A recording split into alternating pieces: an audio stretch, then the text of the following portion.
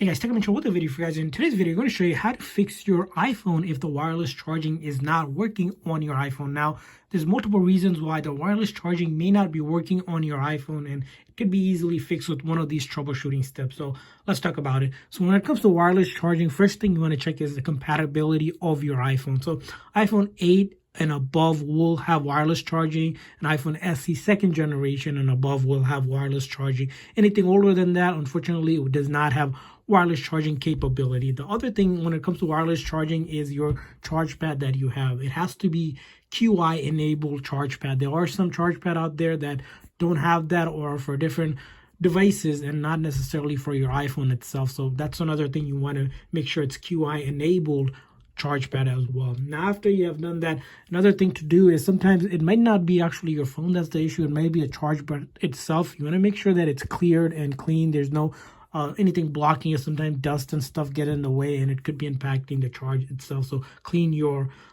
pad if you can. Now, the other thing when it comes to wireless charging is that it's great, and now there's a bunch of these unique cases out there on the market that could potentially kind of block your wireless charging. So one thing I recommend is if you have a case that's bulky or big or thick, go ahead and remove the case itself from the phone and try charging it, because there's certain case it has to be MagSafe or wireless charging capable in order to charge, but there's some unique ones out there we see that actually block that charging as well, and that's kind of important to test out as well. Now, you see, one thing we did here is that we tested this pad with two different iPhones. So sometimes what might be an issue, let's say you're having issues with it, try it if you can with another iPhone that has wireless charging capability, just to see if it's not the phone itself or the pad itself. For example, let's say I try to charge both of the phones and they don't charge on this pad. Most likely that pad isn't good for wireless charging. Now, let's say one phone charged and the other one didn't, then most likely it's the phone that we're trying to troubleshoot.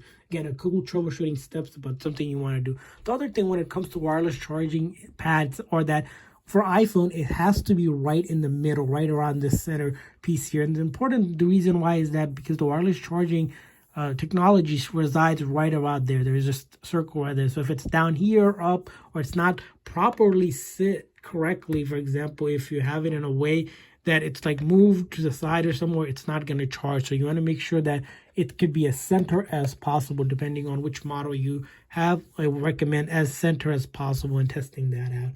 Now, after you have tested that out, is the other thing you want to consider is if your phone is hot, or if you're in extreme temperature, whether extreme cold or extreme heat, is that sometimes charging is stopped from the iPhone itself because there's not significant temperature or ideal temperature for your phone to be charged. So if it's really hot, recommend cooling down your iPhone and then going ahead and trying to do the wireless charging.